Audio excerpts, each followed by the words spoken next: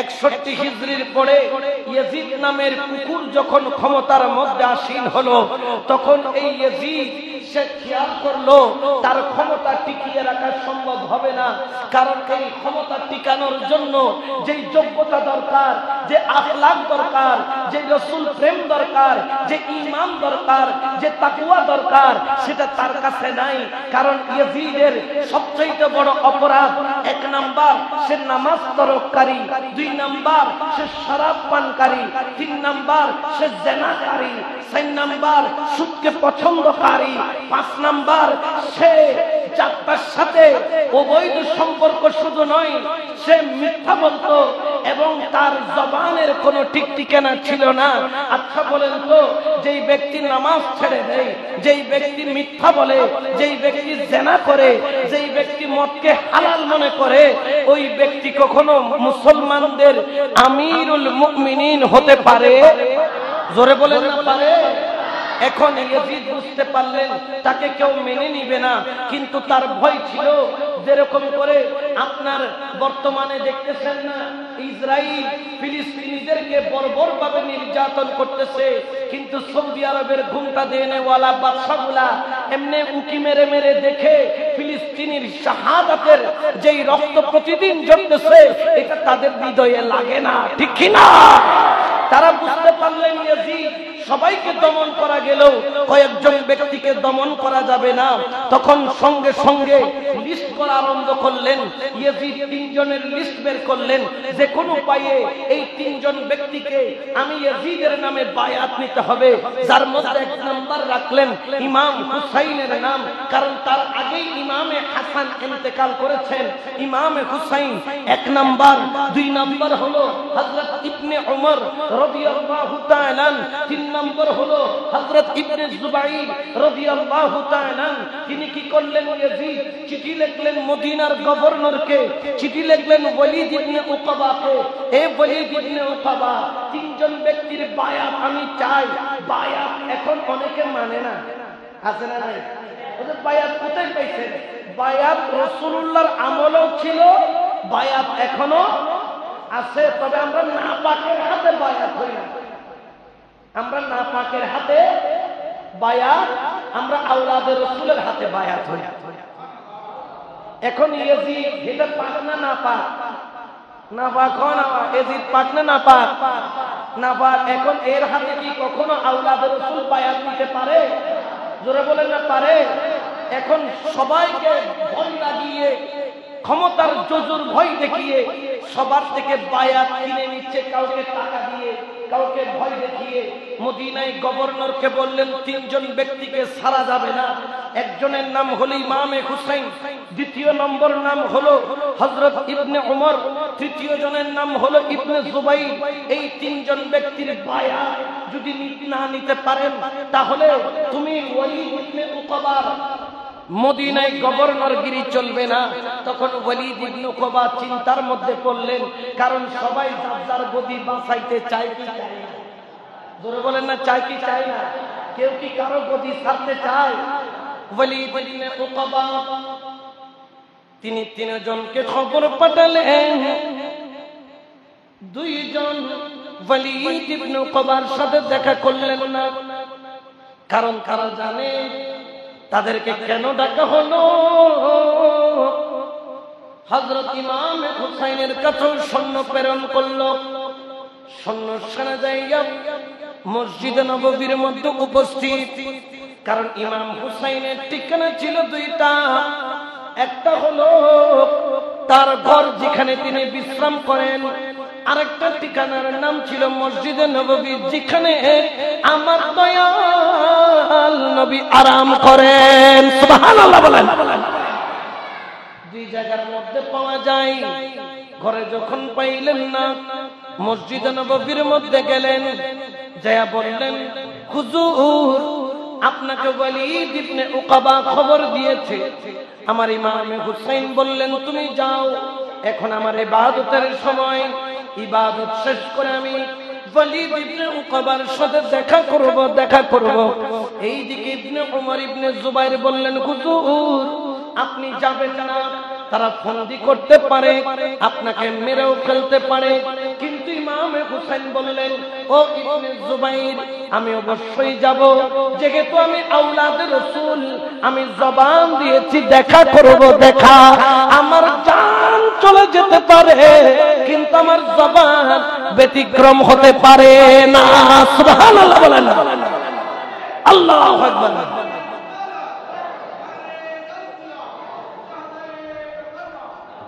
এখন ইমামে হুসাইন রাদিয়াল্লাহু তাআলা আনহু কয়েকজন সঙ্গী নিয়ে রওনা দিলেন ওয়ালিদ ইবনে উকবার কাছে, যার নায়েব ছিল মারওয়ান।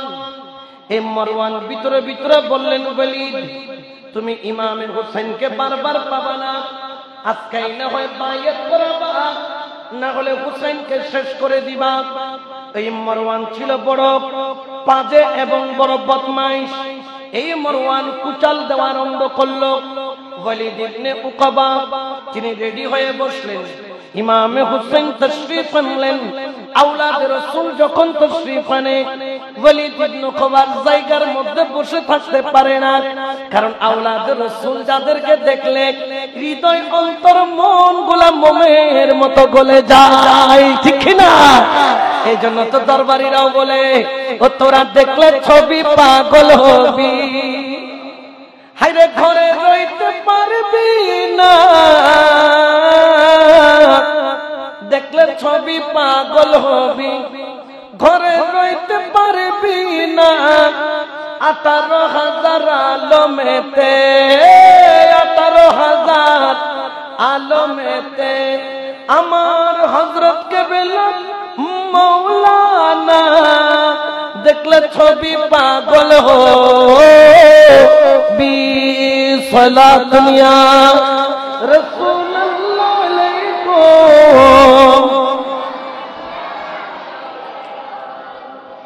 আওলাদে রাসূলদেরকে দেখলে অন্তরের মধ্যে জ্বালা পোড়া কমে কি কমে না? হৃদয় শান্তি হয় কি হয় না? আওলাদে রাসূল যখন আসলো, ওই মদিনার গভর্নর তার মাথা টাথা ঠিক নাই।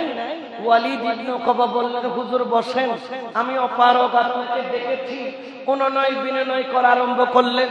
তখন ইমামে হুসাইন বললেন, আমার সময় কম, জলদি আমাকে বলো কেন ডেকেছো? বলে যে হুজুর, আপনি কোনো পাঙ্গার মধ্যে যাইয়েন না, আপনাকে একটা কথা বলবো, আপনি যদি একটু ইয়াজিদের নামে বায়াতটা নিয়ে নেন, তাহলে কিচ্ছা খতম, যা লাগবে তা দিব, ক্ষমতা লাগলে ক্ষমতা দিব, টাকা লাগলে টাকা দিব, দুনিয়া লাগলে দুনিয়া দিব, সম্পদ লাগলে সম্পদ দিব। ইমাম হুসাইন বড় বিচক্ষণ ছিলেন। তিনি হাও বলেন নাই, তিনি নাও বলেন নাই, তিনি চুপ করে রইলেন। কারণ হা বললে রাসূলে পাকের আদর্শের বিপরীত চলে যায়, আবার যদি নাও বলে পিছন থেকে তলোয়ার চলে আসে। আমার ইমামে হুসাইন তিনি মেধা খাটালেন, হিকমত অবলম্বন করলেন। তিনি বললেন, হে ওয়ালিদ ইবনে উকবা, আমি এটার সমাধান আজকে নয়, তোমাকে কালকে দিব। আমি তোমাকে আজকে সমাধান দিব না, পরে দিব। বললেন, অসুবিধা নাই, আপনি ধীরে সুস্থে সিদ্ধান্ত নেন। আমার কামলিওয়ালা নবীর আওলাদ সোজা ঘরের মধ্যে গেলেন। যাইয়া তিনি পরিবার পরিজনকে বললেন, তাড়াতাড়ি তোমরা তোমাদের কাপড় চোপড় গুছিয়ে নাও। আল্লাহ চাহেন তো আজকে রাত্রে আমাদেরকে মদিনা ছেড়ে চলে যেতে হবে। সবার চোখের মধ্যে পানি, দুই চোখ দিয়া পানি পড়ে। দুনিয়া ছাড়তে রাজি, কিন্তু মদিনা মুনাওয়ার ছাড়তে রাজি না। কারণ কি? কারণ কি?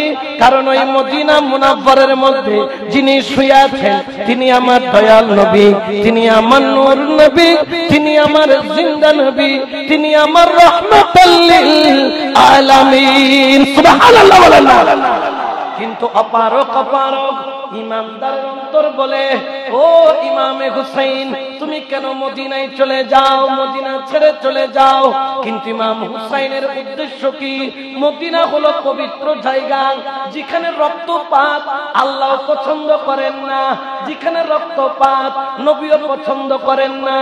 আল্লাহর হাবিব, আল্লাহর বন্ধুর রওজা পাকের আঙিনাকে রক্তপাত থেকে মুক্তি রাখার জন্য, রক্তপাত থেকে বিরত রাখার জন্য জন্য, মদিনার সম্মান রক্ষার জন্য আমার ইমামে হুসাইন মদিনা থেকে মক্কায় হিজরত করার সিদ্ধান্ত নিলেন। রাত্রিবেলা যখন হলো, মদিনা মুনাওয়ারার রওজে আকদাসের সামনে ইমামে হুসাইন পাগলের মতো হয়ে কান্দে। চুম্বক যেরকম লোহা ছাড়তে চায় না, ইমামে হুসাইন মদিনা ছাড়তে চায় না। চুম্বক যেরকম লোহাকে কাছে টানে, মদিনা হুসাইনকে কাছে টানে। দুই চোখের পানি ছেড়ে বলে, ও নানা জান, আমি তো যেতে চাই না তোমাকে ছেড়ে, কিন্তু আমি জানি আমার মকসুদ কোথায়, আমার মঞ্জিল কোথায়, কিন্তু আমি কুরবান হয়ে যাব সত্য, মদিনা শরীফের মাটিকে আমি বেইজ্জতি হতে দিব না। মদিনায় হুসাইন শহীদ হয়েছে বললে মদিনার মানুষকে মানুষ ধিক্কার দিবে, কিয়ামত পর্যন্ত মদিনাকে ঘৃণা করবে, কারণ এইখানে এই মাটির মধ্যে হুসাইন শহীদ হয়েছে।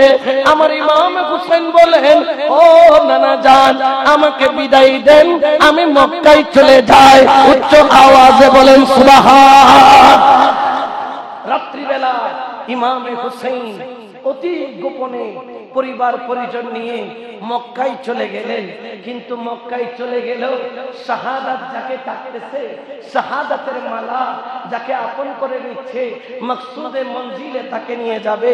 এটাই হলো নিয়ম, এটাই হলো দুনিয়ার কাজ, এটাই হলো দুনিয়ার রীতি, এটাই হলো দুনিয়ার নীতি। এই জন্য কিন্তু খেয়াল রাখবেন, হুসাইনি যারা প্রেমিক, হুসাইনি যারা আশেক, যারা হুসাইনকে ভালোবাসে, জেনে রাখেন, জেনে রাখেন, ইমামে হুসাইন মদিনা থেকে মক্কায় গেলেন ফিতনা থেকে বাঁচার জন্য, ঝগড়া থেকে বাঁচার জন্য। ঝগড়া থেকে কি করার জন্য?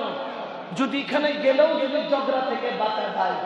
এখন মক্কায় যখন গেলেন, মক্কার চারিদিকে ইমাম হুসাইনকে ইনফরমেশন দেওয়া আরম্ভ করলো, হুজুর আপনি মনে করিয়েন না মক্কার মধ্যে আপনি নিরাপদ, আমরা আপনাকে সংবাদ দিচ্ছি, এই মক্কার মধ্যে এই বছর হজের সময় হাজী বেশে 200 ইয়েজিদি গুপ্তচর এসেছে, যেই মক্কা শরীফের ভিতরে একটা পিঁপড়া মারাও হারাম, একটা পিঁপড়া মারাও।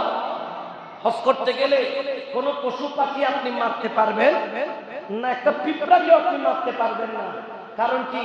এটা হচ্ছে গিয়ে বালাদিল আমিন, নিরাপদ শহর, যেখানে প্রত্যেকটা প্রাণী নিরাপদ। এখন একে একে চারিদিক থেকে সংবাদ আসতেছে ইমামে হুসাইনকে মক্কার মধ্যেও শেষ করার ষড়যন্ত্র চলতেছে। আমার ইমামে হুসাইন রাদিয়াল্লাহু তাআলা চিন্তার মধ্যে পড়ে গেল। এদিকে হজের টাইমও কাছে আসে, ওইদিকে আবার কুফা থেকে চিঠির উপর চিঠি আসতেছে।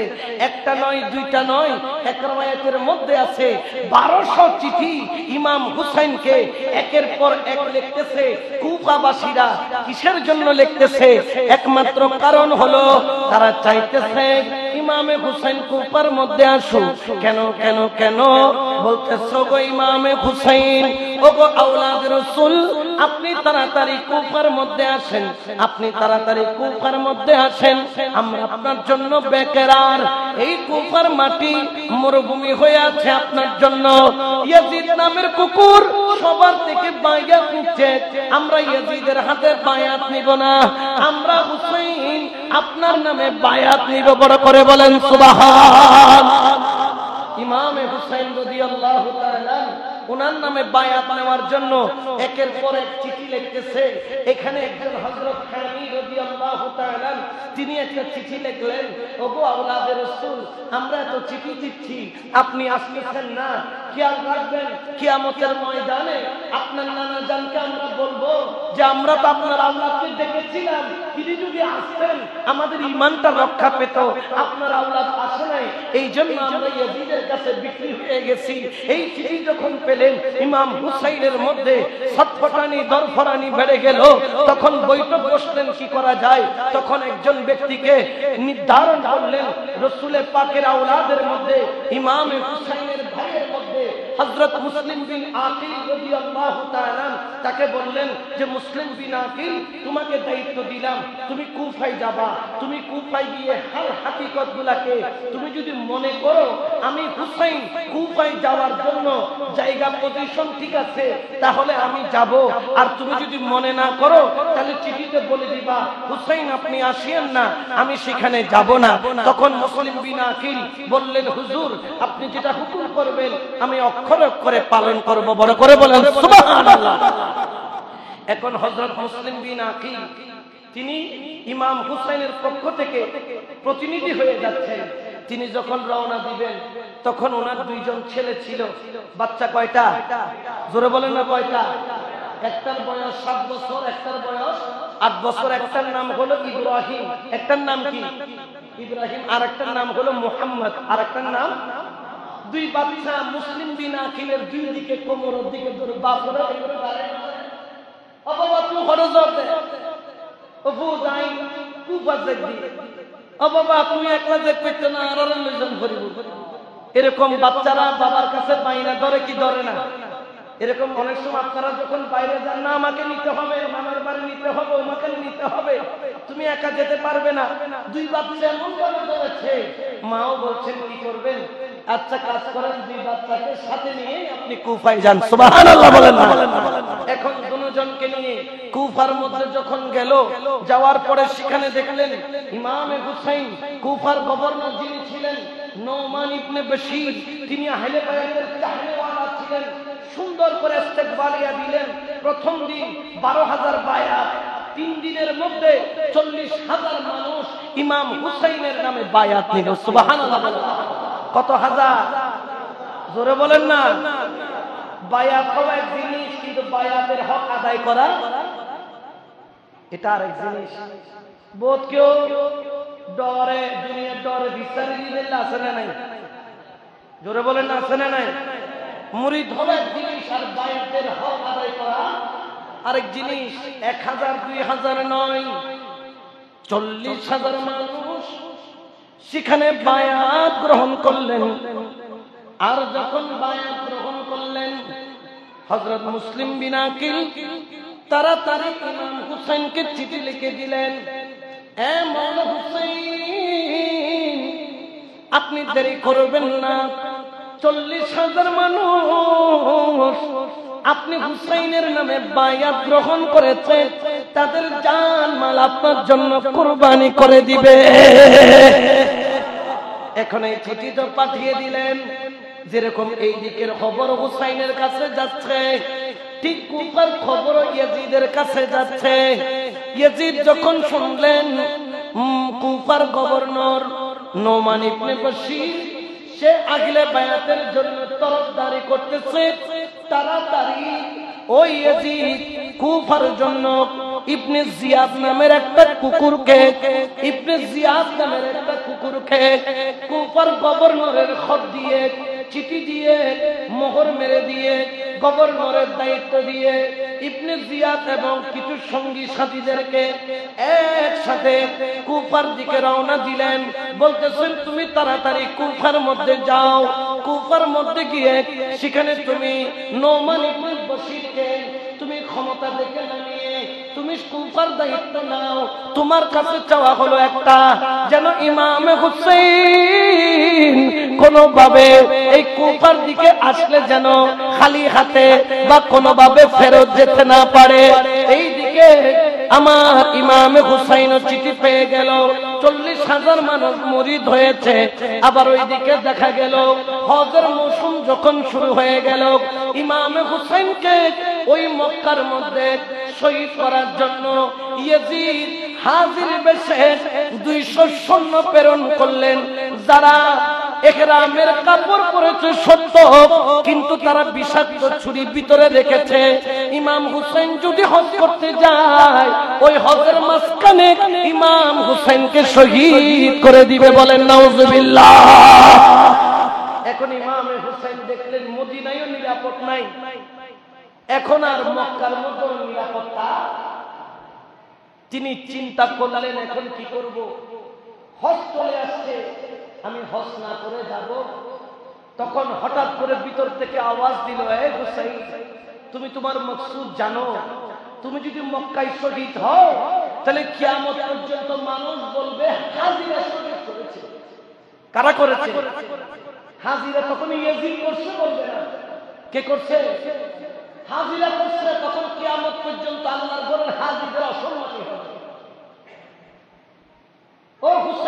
তোমার মকসুদ মঞ্জিলের দিকে রওনা হও। তিনি বুঝতে পারলেন এখানে আর নিরাপত্তা নাই। তিনি চিঠিও পেলেন যে এখানে 40,000 মানুষ কুফায় বায়াত নিয়েছে। তিনি এই ভরসার উপর আল্লাহর উপর তাওয়াক্কুল করে তিনি মক্কায়ে মুকাররমা থেকে বের হয়ে হজের কয়েকদিন আগে 4-5 দিন আগে তিনি ওইখান থেকে এই ইরাকের কুফা নগরীর দিকে রওনা দিলেন। উচ্চ আওয়াজে বলেন না সুবহানাল্লাহ। আবার ওইদিকে ওই ইয়াজিদ কুকুর নোমান ইবনে বশিরকে তিনি তাকে ক্ষমতা থেকে নামিয়ে চিঠি দিয়ে লিখে দিলেন, এই চিঠি যিনি নিয়ে যাবে ইবনে জিয়াদ, খবরদার ইবনে জিয়াদ যাওয়ার সঙ্গে সঙ্গে নোমান তুমি যেন তোমার ক্ষমতা ছেড়ে তাকে দায়িত্ব দিবা, কারণ এই ইবনে জিয়াদ যার অন্তর হলো পাথরের চাইতে কঠিন, পাথরের চাইতে কঠিন। এখন ইবনে জিয়াদ সে কি করলো, কুফায় ঢুকবে। এখন কেমনে ঢুকবে? ডাইরেক্ট ঢুকতে গেলে তো বাধা পাবে। এখন সে কি করলো, মদিনা ওয়ালার আওলাদে রাসূলের সৈন্যবাহিনী যেরকম সবুজ কাপড় চোপড় পরে বা আওলাদে রাসূলের কিছু পোশাকের ধাজ আছে, সে কি করলো, এরকম পোশাক পরে ছদ্মবেশ ধরে কুফার দিকে আসলো। সবাই মনে করলো ইমাম হুসাইন এসেছে, সবাই দববাজিয়ে স্বাগতম জানিয়ে আনতেছে। যখন গভর্নরের কিনার সামনে আসলো, মুখ যখন খুললো, দেখতেছে হায় হায়, এটা তো হুসাইন না, এটা হলো ইবনে জিয়াদ। সবাই আসমান থেকে পড়ে গেল। নোমান ইবনে বশিরকে নামিয়ে ইবনে জিয়াদ ক্ষমতার মধ্যে বসলেন। আর ইবনে জিয়াদের একটি কৌশল ছিল, ওই যে যেরকম ইসরায়েলিরা দেখেন নাই ইরান আক্রমণ করার আগে ইরানের মানুষকে কি দিয়ে কিনেছে, ওয়া কি দিয়ে কিনে দেয়, টিয়াদি কিনি ভিতরের মানুষ দিয়ে বাইরের শত্রু আক্রমণ করিলে টাকা যায়, কিন্তু বড় শত্রু আক্রমণ করলে টাকা বের হয়। এই ইবনে জিয়াদ সে কি করলো, টাকা দিয়ে মানুষ কিনা আরম্ভ করে দিল। এখন মানুষ যখন কিনা আরম্ভ করলো, দেখা গেল যে আস্তে আস্তে ইমাম হুসাইনের দলের থেকে মানুষ ছুটা আরম্ভ করেছে। লোভীর অভাব নাই, ঘটনা অনেক লম্বা, কিন্তু তার ভিতর অনেক ইমামে হুসাইনের বিশ্বস্ত মানুষ ছিল যারা হযরত মুসলিম বিন আকিলকে আপন করে রেখেছে, যার মধ্যে একজনের নাম হলো হযরত আলী রাদিয়াল্লাহু তাআলা। তিনি যখন ইমামে হুসাইনের আওলাদ, ইমামে হুসাইনের ভাই হযরত মুসলিম বিন আকিলকে গোপনে রাখলেন, তখন দেখা গেল এই কুফার গভর্নর ইবনে জিয়াদ যারা হুসাইনি প্রেমিক তাদেরকে একে বন্দী করে রাজবন্দী করে ফেললেন। দাওয়াত দিয়ে নিয়ে গেল, আর দাওয়াত দিয়ে নিয়ে গিয়ে বন্দী করে ফেললো। বড় করে বলেন না নাউজুবিল্লাহ। ধোঁকা দিয়ে কি করেছে, বন্দী করেছে, বলে তোমাদেরকে সারাসারি হবে না যদি তোমরা হুসাইনের দল না ছাড়ো। এইদিকে মুসলিম বিন আকিলও দেখতে সার কোনো রাস্তা নাই। তিনি তার সমস্ত যোদ্ধাদেরকে নিয়ে, প্রেমিকদেরকে নিয়ে, যারা ইমাম হুসাইনের নামে বায়াত নিয়েছিল তাদেরকে নিয়ে পুরা যাইয়া সেখানে ওই কুফার গভর্নর ভবনকে ঘিরে ফেললো, তলোয়ার নিয়ে দাঁড়িয়ে রয়েছে। এবং দেখা গেল সকাল থেকে বিকেল হয়ে গেল। বিকেল যখন হয়ে যায়, ইবনে জিয়াদ আর কোনো রাস্তা খুঁজে পায় না, কারণ এত মানুষ যদি একটা একটা করে ইট টান দেয় কেল্লার মধ্যে এতগুলো ইট পাওয়া যাবে না। কিন্তু দেখা গেল ইবনে জিয়াদ একটা চক্রান্ত করলো। ওই যে যারা হুসাইনি প্রেমিকদেরকে বন্দী করেছে এরা সাধারণ কোনো মানুষ নয়। এই এলাকার সর্দার আছে না নাই, জোরে হনা সর্দারের যা হয় কোনো তাও মনে নেই, এখন এরকম সবাই হচ্ছে এক কবিলার সর্দার। সবাইকে পিছন দিয়ে অস্ত্র ধরে কেল্লার সামনে দাঁড় করাই দিছে। কয় যদি আমরা যা বলি তা না বলো তাহলে কেল্লা থেকে আর নিচে নামতে দিব না, ধাক্কা দিয়ে ফেলে দিব। বুঝি কি বলতে বলছি, এটা বলবে যে হুসাইনের সাথে যেটা ব্যাপার এটা ইবনে জিয়াদ সমাধান করবে, ইবনে জিয়াদের সাথে হবে। তোমরা তোমাদের জায়গায় যার যার কবিলার মানুষকে বলবা, আমার কবিলার মানুষ তোমরা ঘরে চলে যাও, যার যার কবিলাকে ঘরে পাঠিয়ে দাও। যদি না দাও তাহলে তোমরা জিন্দা বাঁচতে পারবা না। কিন্তু জান বাঁচানোর জন্য এরকম যখন করলেন, ইমামে মুসলিম বিন আকিল যখন আসরের নামাজ আদায় করলেন, 40,000 থেকে যেতে যেতে যেতে যেতে যেতে যেতে 4-5-600 মানুষ মাত্র আছে। দেখা যায় বাকি সব নাই, বায়াত সব চলে গেল। সবাই মুর্শিদকে ফেলে চলে গেল। ইমামে হুসাইন আসতেছেন ওই দিক দিয়ে, মুসলিম বিন আকিল টেনশনের মধ্যে পড়ে গেলেন। মানুষ যে বলতো কুফি হলো বেওয়াফি, কুফি কখনো ওয়াফাদারি হতে পারে না। এই কুফি বাসী তো বেঈমান, আগেও ছিল বেঈমান, এখনো তারা বেঈমান। যখন মাগরিবের নামাজ আদায় করলো, দেখা গেল যে 500 জন ছিল। এই 500 জনের ভিতরে পিছনে দেখা যায় 3 জন নাই। সালাম ফিরানোর আগে 500 জনের মধ্যে প্রায় ধরতে গেলে 497 জন পিছন থেকে গায়েব হয়ে গেল। আর মাত্র 2-3 জন আছে। মুসলিম বিন আকিল চোখের পানি ছেড়ে, 2 চোখের পানি ছেড়ে কান্দে, হায় হায় হায়, আমি তো হুসাইনকে চিঠি লিখে দিয়েছি, হুসাইন তো কিছুক্ষণের মধ্যে তশরিফ আনবেন, কয়েকদিনের মধ্যে তশরিফ আনবেন, কিভাবে আমার হুসাইনকে আমি তাদের হাত থেকে বাঁচাবো? ডানেও কেউ নাই, বামেও কেউ নাই। মাগরিবের নামাজ পড়ার পরে তিনি সেখান থেকে ব্যাক করলেন, কারণ কাকে নিয়ে যুদ্ধ করবেন। পিছনে ব্যাক করার পরে দেখে ডানে বামে 3 জন যারাও ছিল তারাও এগুলোর নাম হল যে মুনাফিক।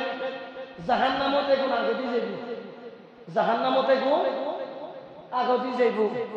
এই মুনাফিক চলে গেল।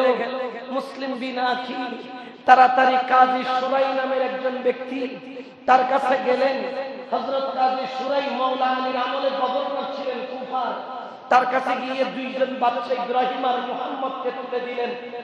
কাজী সুরাই, আমার কোনো চাওয়া পাওয়া নেই, আমি জানি আমার গন্তব্য আমি চলে এসেছি, আমাকে আল্লাহ পাক কি নিয়ামত দিবেন আমি জানি, তবে আমার এই 2টা বাচ্চা তোমার কাছে দিয়ে গেলাম কাজী সুরাই, যদি পারো কোন রকম আল্লাহ এবং আল্লাহর রাসূলের দিকে তাকিয়ে এদেরকে তুমি কোন রকম ভাবে ওই মক্কার রাস্তার দিকে ছেড়ে দিবা।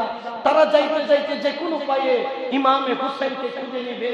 আর সন্তানদেরকে বললেন, যদি হুসাইনকে পাও বলবা ততক্ষণ ওই জায়গা থেকে যেন তিনি ব্যাক করে কুফার দিকে যেন আর না আসে। কাজী সুরাই কি করলেন, ওই 2 সন্তানকে ঘরের মধ্যে রাখলেন। এখন ইবনে জিয়াদ তো কঠিন, নেতানিয়াহু চাইতে আরো বেশি পাশা, কি নেতানিয়াহু এর চাইতে আরো বেশি কঠিন। বলতেছে যেই ব্যক্তি মুসলিম বিন আকিলকে ঘরে জায়গা দিবে, সেই ঘরের প্রত্যেককে কতল করা হবে। এখন কেউ আর ভয়ে জায়গা দিবে? কেউ তার জায়গা দিবে না। মুসলিম বিন আকিল রাস্তায় রাস্তায় রাস্তায় রাস্তায় ঘুরতেছে।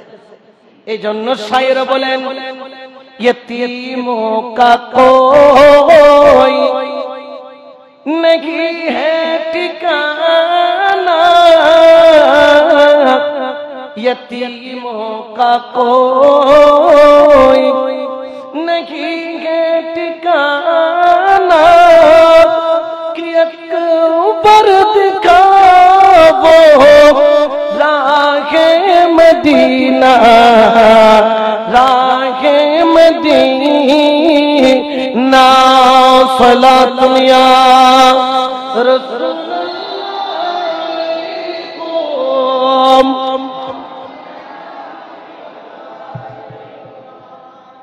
আমার মুসলিম বিন আকিল কুফার গলিতে গলিতে এতিমের মতো ঘুরে। এতদিন পর্যন্ত 1 মাসের রুটিন হয়ে গেছে, কার ঘরে সকালের নাস্তা হুজুরকে করাবেন, কার ঘরে দুপুরের খাবার খাবেন, কার ঘরে বিকেলের চা নাস্তা করবেন, কার ঘরে রাত্রের খাবার খাবেন। সিরিয়াল দিয়ে বুকিং দিয়েছিল, আজকে বুকিং এর দরজা খোলা নাই, আজকে বুকিং এর দরজাগুলো বন্ধ। মুসলিম বিন আকিল চোখের পানি ছাড়ে আর মদিনাওয়ালার দিকে তাকায় কান্দে আর মনে মনে বলে, হুসैनियों को बचाना, हुसैनियों को बचाना, हुसैन जानते हैं यजीदियों को मिटाना, यजीदियों को मिटाना, हुसैन जानते हैं। सलातुन या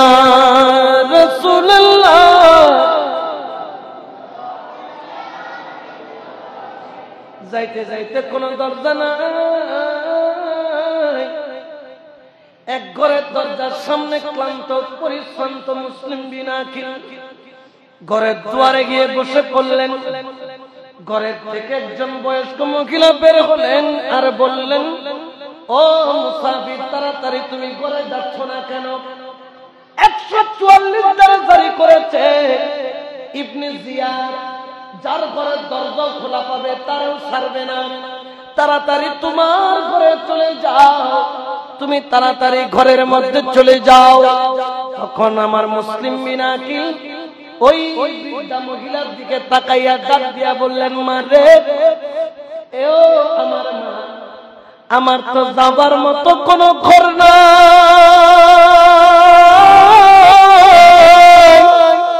ঢুকার মতো কোনো ঘর নাই, আমি তো এইখানের মানুষ না রে মা।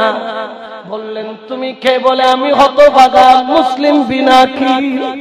এই কথা যখন বলল তখন সঙ্গে সঙ্গে এই বৃদ্ধা মায়ের অন্তরের মধ্যে আওলাদে রাসূলের ভালোবাসা জেগে উঠল। কারণ কুল্লা আসআলুকুম আলাইহি আজরান ইল্লাল মাওয়াদ্দাতা ফিল কুরবা, আহলে বায়াতকে ভালোবাসা তো ফরজ করেছেন আল্লাহ। তাড়াতাড়ি ঘরের মধ্যে ঢুকায়া বসলেন। ও আওলাদে রাসূল, আমি একজন বৃদ্ধা মা, আমার ঘরের স্বামী নেই, আমার একটা সন্তান আছে, তাও আবার লম্পট দুশ্চরিত্র সন্তান। আমার ঘরে তুমি যদি আসতে চাও আসতে পারো। ঘরের মধ্যে গেলেন, ঘরের মধ্যে বসলেন। ও মা, সকাল থেকে এক ফোঁটা পানিও খাই নাই, যদি একটু আমাকে এক গ্লাস পানি দাও, আমার কলিজাটা একটু ঠান্ডা হবে। ওই বৃদ্ধা মা বললেন, ওগো নবীর বাগানের ফুল, কিছুক্ষণ সময় আমাকে দাও, আমি তোমার জন্য পানি নয়, সামান্য কিছু ডাল ভাতের ব্যবস্থা করব। যাও মা, একটু করো, বড় খিদা লেগেছে, আমাকে আবার মক্কার দিকে রওনা দিতে হবে, আমার মাওলা হুসাইনকে বাধা দিতে হবে যেন না আসে।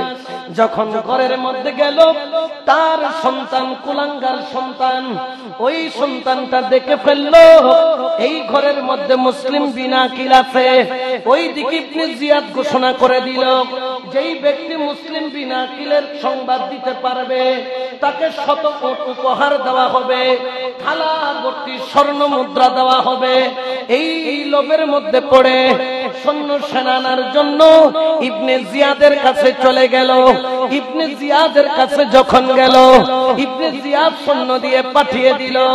দেরি করে নাই, 10 মিনিটের মধ্যে ইবনে জিয়াদ বাহিনী আসা আরম্ভ হলো। দেখা গেল বুড়ার টকবক টকবক শব্দ শোনা গেল। মুসলিম বিন আকিল বুঝতে দেরি হলো না, ধোঁকা হয়েছে, ধোঁকা। ওই বৃদ্ধা মা দৌড়ে আসলেন, হুজুর ঘর তো গিরে ফেলেছে। ও বৃদ্ধা মা, তুমি ধোঁকা দিয়েছো। কিন্তু ওই মা কেঁদে বললেন, হুজুর আল্লাহর জাতের কসম, আমার অন্তর আওলাদের রাসূলের জন্য কোনো ধোঁকা নাই, নিশ্চয়ই এটা আমার কুলাঙ্গারের সন্তানের কাজ। যেমন কথা তেমন কাজ। সন্তান বাইরে থেকে দরজা দিয়ে টুকা মারে, মা দরজা খুলো, দরজা খুলো। মুসলিম বিন আকিল 1 গ্লাস পানিও পান করতে পারলো না। সঙ্গে সঙ্গে হাইদারি তলোয়ার নিয়ে দরজার সামনে গিয়ে দরজা খুলে বের হলো, 1 লাথি মারলো। ওই বিয়াদব কুলাঙ্গারকে 20 হাত দূরে ফেললো। সামনে কেউ দাঁড়াইতে পারে না, কারণ বাপ যেখানে দাঁড়ায় কুকুরের বাচ্চা সেখানে দাঁড়াইতে পারে না। ইমামে হুসাইনের ভাই হযরত মুসলিম বিন আকিল, তার শরীরের মধ্যে তো হযরত মাওলা আলী মুশকিল কুসার রক্ত প্রবাহিত আছে, দয়াল নবীর রক্ত প্রবাহিত আছে, হযরত খাজা আবু তালেব রাদিয়াল্লাহু তাআলা আনহুর রক্ত প্রবাহিত আছে। এই রক্তের সামনে দাঁড়ানোর ক্ষমতা তাদের নাই। যেই আছে তলোয়ার খুলে নাই, ডান্ডা দিয়া বাড়ি মাইরা জাহান্নামের মধ্যে ফেলে দেয়। কোন রকম মুসলিম বিন আকিলকে পরাজিত করার মতো সামর্থ্য তাদের নাই। যুদ্ধ করতে করতে ক্লান্ত হয়ে পড়লেন হযরত মুসলিম বিন আকিল রাদিয়াল্লাহু তাআলা। সঙ্গে সঙ্গে মুসলিম বিন আকিল এমন জোরে তলোয়ার দিয়ে ইবনে জিয়াদ বাহিনীকে আঘাত করলেন, তাদের বেষ্টনী ভেঙে তিনি বের হয়ে গেলেন। বড় করে বলেন সুবহান আল্লাহু আকবার।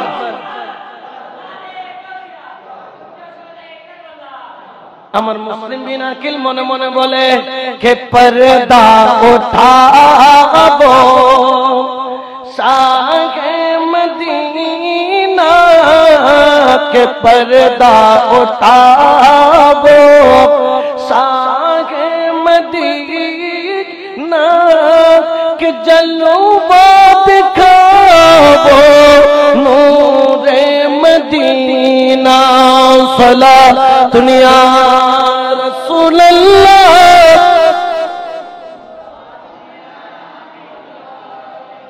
তাদের দেওয়াল ভেঙে, তাদের বেড়া ভেঙে, তাদের ঘেরাও ভেঙে মুসলিম বিন আকিল চলে গেলেন। যাইতে যাইতে যাইতে যাইতে তিনি কি করলেন, সামনের দিকে গেলেন, দেখলেন আরেক দল এসে বাধা দিলেন। সেখানে যুদ্ধ আরম্ভ হয়ে গেল। ওই বুড়ির ছেলে যে কিনা মুসলিম বিন আকিলকে ধরিয়ে দিতে চায়, হঠাৎ করে একটা বড় পাথর নিল। ওই পাথর হযরত মুসলিম বিন আকিলের দিকে এমন ভাবে ছুঁড়ে মারলো, ওই পাথর সোজা যাইয়া হযরত মুসলিম বিন আকিলের মুখ বরাবর লাগলো। ওরে পাথরটা লাগার দেরি মুসলিম বিন আকিলের ঠোঁট মুবারক ফেটে গেল। দুইটা দন্দন সঙ্গে সঙ্গে শহীদ হয়ে গেল। গল গল গল গল করে রক্ত পড়া আরম্ভ করলো। কিন্তু দুইটা দাঁত পড়লে তো আওলাদ রাসূলের শক্তি কমে না। আবার তলোয়ার দিয়ে যুদ্ধ আরম্ভ করলো। যুদ্ধ করতে করতে ইয়েজিদিদের বেষ্টন আবার ভেঙে সামনে গেল। সামনে গেল সত্য, যাইয়া দেখল একটা কূপ, পানির বেশি পিপাসা, একটু পানি খেতে যাবেন, হাতের মুঠির মধ্যে এক খোস পানি নিলেন, মুখের মধ্যে দিবেন, সঙ্গে সঙ্গে দেখা যায় মুখ থেকে টপ টপ টপ টপ করে রক্ত পড়ে পানিগুলা লাল হয়ে যায়। তিনি হারাম পানি পান করবেন না, যে পানির মধ্যে রক্ত মিশে ওই পানি হারাম হয়ে যায়।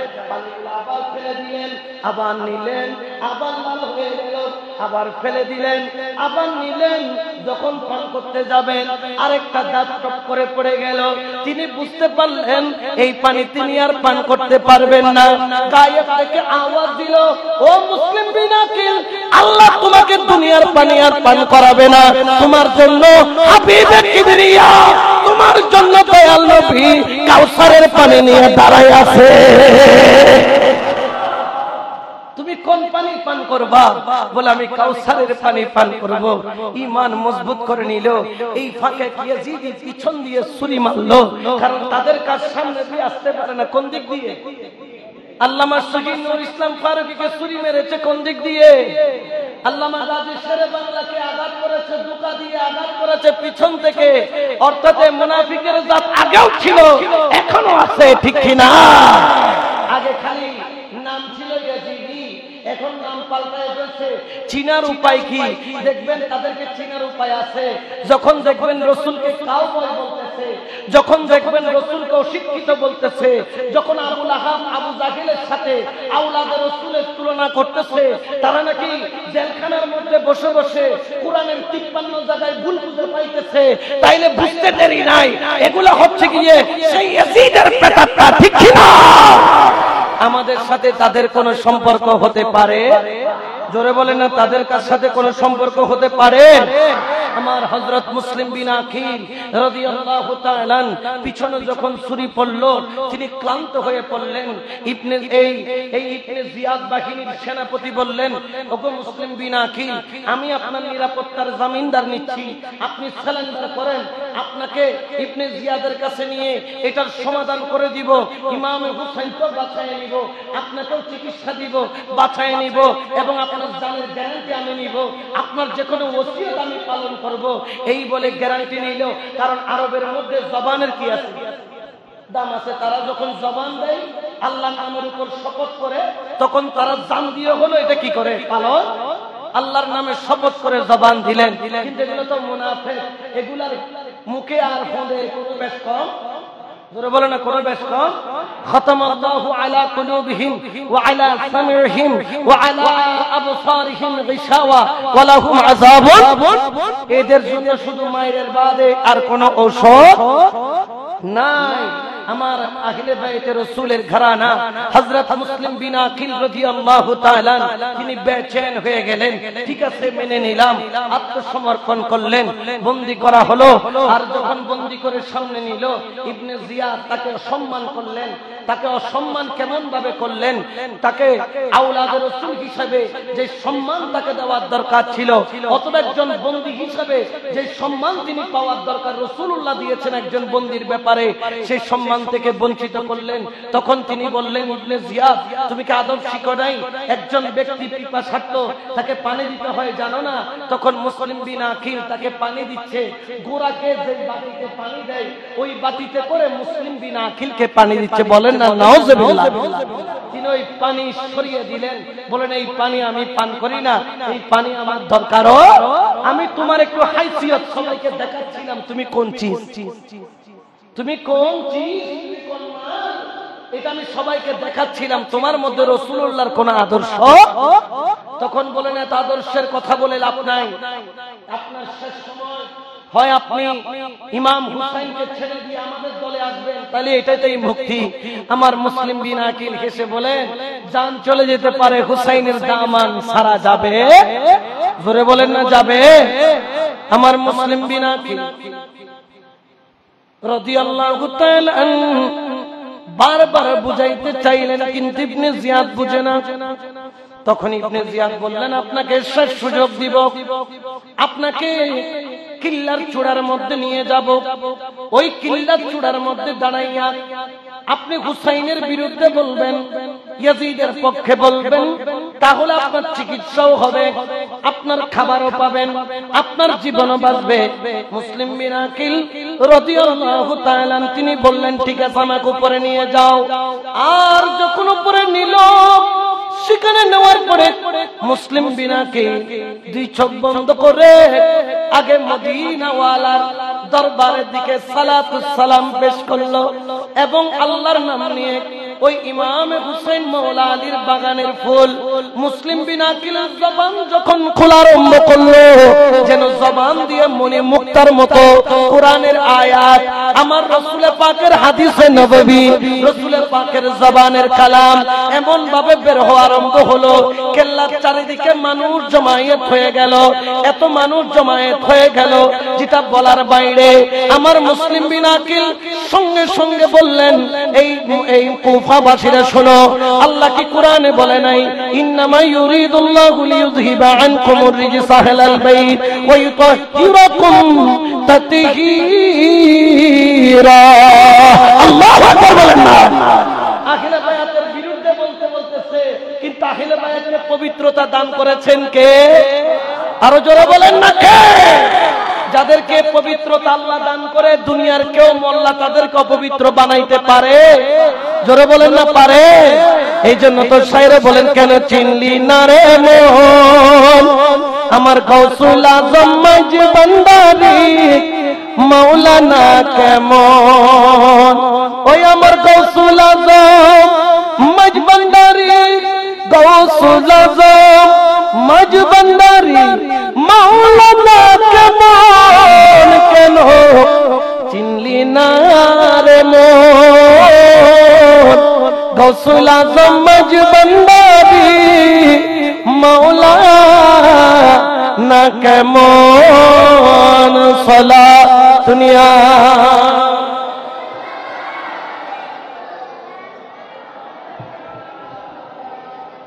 আচ্ছা বলেন তো, মুসলিম বিন আকিল তার মধ্যেও রাসূলের পাকের খুন আছে না নাই? এখন ওই খুন কি তেজ কম না বেশি?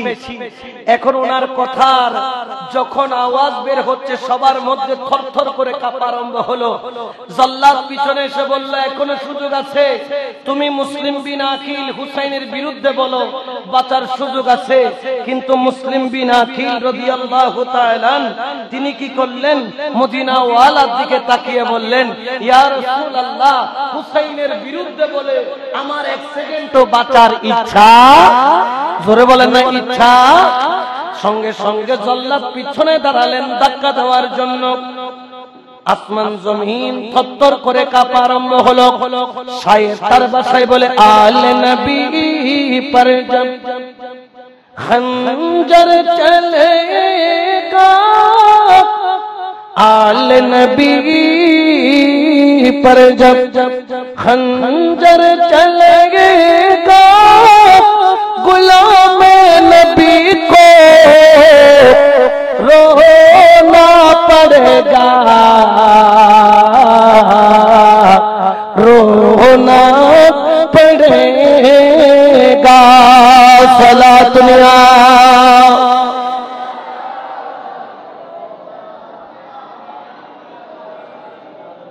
ধাক্কা দেওয়ার জন্য যখন দাঁড়াইল, দেখে মুসলিম বিনাকিল মুখের মধ্যে তাবাসসুম, মুস্কি মুস্কি মুস্কি মুস্কি হাসে। সুবহানাল্লাহ বলেন। জাল্লাত হতে মেশে মরিবার আলাদা খাবে বাসি বললে তুই দেখতে লাগিদি এইতে লাগু ইয়ানোর কারণ কি? হযরত মুসলিম বিনাকিল বলে, ও জাল্লাত আমি যা দেখছি তুই যদি তা দেখতি তোর অন্তর খুশি হয়ে যেত, কিন্তু তুই তো পুরা কফাইল্লা। বললেন কি দেখতেছ? বলতেছ আমি আমার চোখের সামনে আমি আমার রহমাতুল লিল আলামিনকে দেখতেছি। আমার নবী কাউসারের পানি নিয়ে দাঁড়ায় আছে আর আমাকে বলতেছে, মুসলিম কেন দেরি করছো, দেরি করছো? আমি নবী আজকে তোমার দুনিয়ার পানি সারাদিন খাওয়াই নাই, আসল পানির মজা তোমাকে চাকাবো। দেখো খুদ মুস্তাফা তোমার জন্য কাউসারের পানি নিয়ে দাঁড়ায় আছে। আজকে তোমাকে কাউসারের পানি খাওয়াইয়া শাহাদাতের দরজা দিয়া আমি রাসূল জান্নাতের মেহমান বানাইয়া বাপ বেটা দুজন রাতের খাবার সন্ধ্যার খাবার জান্নাতের বাগানে খাবো। এত বড় নিয়ামত পাওয়ার পরে উনি কি আর কি খুশি না হয়ে পারে? জোরে বলেন না পারে? हकीकते में वो लुत्फ जिंदगी पा यहाँ नहीं करते जो यादे मुस्तफा से दिल को पिघला यहाँ नहीं करते सला दुनिया।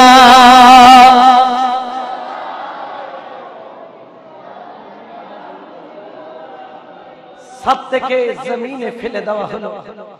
জমিনে যখন পড়তেছে দেহ মুবারক মাটির মধ্যে পড়ার সঙ্গে সঙ্গে হযরত মুসলিম বিন আকিল রাদিয়াল্লাহু তাআলা উনার শরীরের ভিতর থেকে রক্ত বের হওয়া আরম্ভ হলো।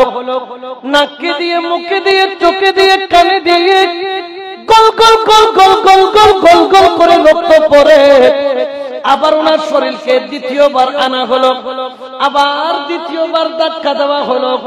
দুইবার ধাক্কা দিয়ে ফেলে মুসলিম বিন আকিল রাদিয়াল্লাহু তাআলা ওনার শাহাদাত কনফার্ম করা হলো, অর্থাৎ তিনি শাহাদাতের শরবত পান করলেন। ইন্না লিল্লাহি ওয়া ইন্না ইলাইহি রাজিউন।